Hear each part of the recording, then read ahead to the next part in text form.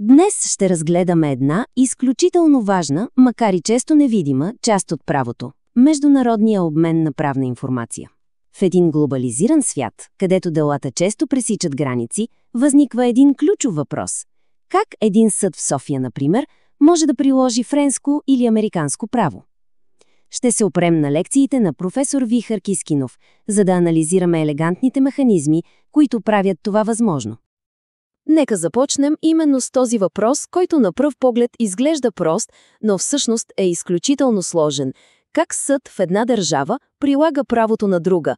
В свят, в който бизнесът, семейните отношения и пътуванията не познават граници, това се превръща в ежедневен казус за юристите. И както ще видим заедно, отговорът съвсем не е очевиден. В исторически план пред този проблем са се изправили две напълно противоположни правни традиции. Всяка от тях е дала диаметрално различен отговор, което е довело до един истински сблъсък на правни светове. Нека разгледаме заедно този фундаментален доктринен сблъсък. В традицията на общото право, да речем в Англия или САЩ, чуждестранното право се третира като факт. А щом е факт, страната, която се позовава на него, трябва да го докаже. Това често води до скъпоструващи битки на експерти в съда. От другата страна е континенталната традиция, към която принадлежи и България. Тук чуждестранното право е право, а съдът, според принципа Юран Новит Курия, познава правото. Следователно, съдията е длъжен служебно, по своя инициатива, да установи съдържанието на чуждия закон. Разбира се, това е една благородна, но практическа фикция. Само си представете един български съдия да трябва да познава в детайли семейното право на Аржентина или търговското право на Япония. Това е просто невъзможно. Можете да си представите какви са последиците от този сблъсък.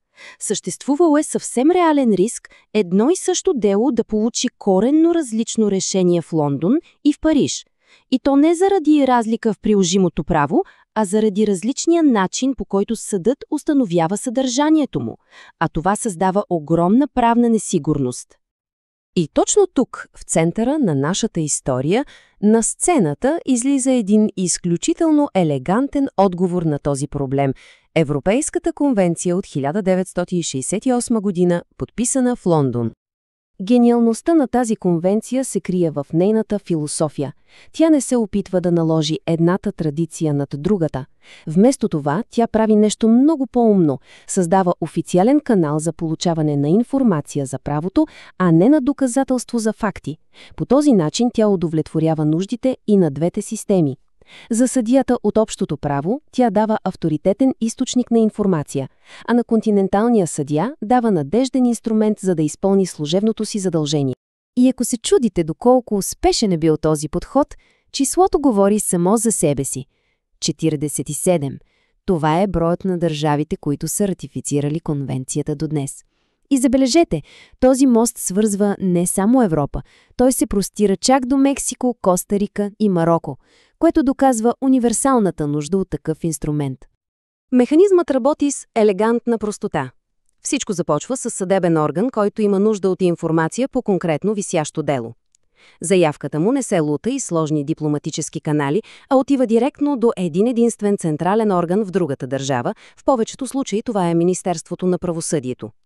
Този орган, от своя страна, осигурява изготвянето на обективен и безпристрастен отговор, който след това се изпраща обратно.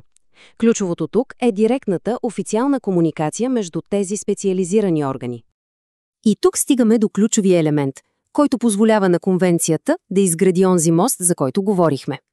Отговорът, който се получава, не е задължителен за съдията. Той има силата на квалифицирано експертно мнение, предоставено по официален път, но съдията запазва пълната си свобода да го тълкува и прилага. По този начин се съхранява най-важното – съдебната независимост. Добре, след като разгледахме теорията, нека сега направим една проверка на реалността. Нека видим как този инструмент, създаден преди повече от половин век, работи в съвременния забързан свят. Картината, която ни разкрива практиката, е наистина интересна. От една страна, силните страни на конвенцията са неоспорими, огромен географски обхват и доказана полезност. Но от друга се сблъскваме с един фундаментален проблем. Много от юристите, за които всъщност е създадена, просто не знаят, че тя съществува. Това създава един истински парадокс. Това явление можем да наречем парадокс на видимостта. Представете си, имаме на лице един надежден, авторитетен международен договор, който обаче остава в сянка. Той се използва недостатъчно, защото неговата формална, междудържавна структура го кара да изглежда по-бавен и бюрократичен в сравнение с по-новите, по-гъвкави алтернативи. Важно е да разберем, че съвременният юрист разполага с цял набор от инструменти. Истинското умение се крие в това да се избере правилният инструмент за конкретната задача. За да разберем по-добре мястото на Лондонската конвенция, нека я сравним с други два популярни инструмента. Както виждате, нейната уникална роля е да предоставя информация за правото. Европейската съдебна мрежа е нещо различно. Тя е по-скоро неформална мрежа за бърза практическа помощ, но само в рамките на Европейския съюз. А Хагската конвенция служи за съвсем друга цел – събиране на доказателства по факти, например разпит на свидетел в чужбина. Затова, ако трябва да запомните едно нещо, то е това фундаментално разграничение. Лондонската конвенция е за правото, Хагската – за фактите. Разбира се, нито един правен инструмент от 1968 година не може да остане незасегнат от дигиталната революция. Нека видим как новите технологии променят и тази област на правото. Интересното тук е подходът към модернизацията.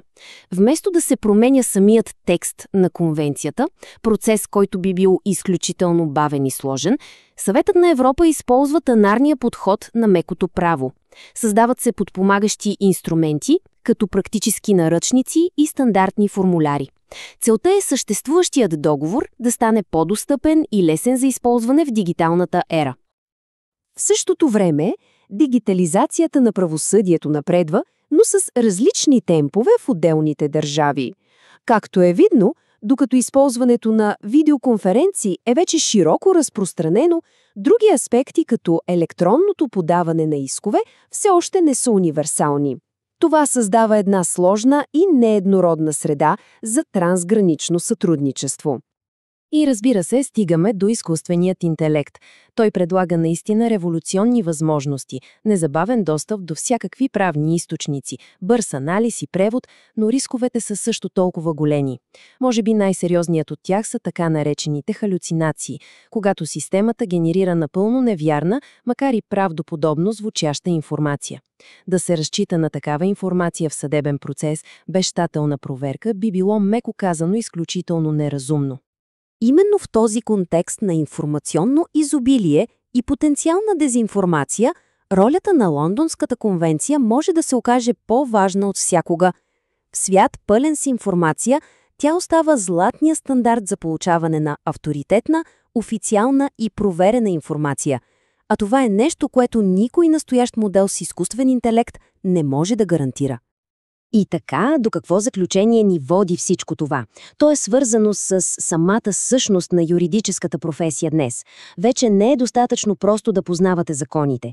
Истинското умение се крие в това да бъдете стратег на правната информация, да знаете къде да намерите надежна информация, как да я оцените критично и кой инструмент да използвате в точния момент. Затова нека завършим с един въпрос, който обобщава централното напрежение на нашето време. Дали изкуственият интелект ще се превърне в най-велики инструмент на правосъдието, като подпомогне достъпа до знание, или ще се превърне в неговата най-голяма отговорност, като подкопае доверието в истината? Отговорът на този въпрос все още предстои.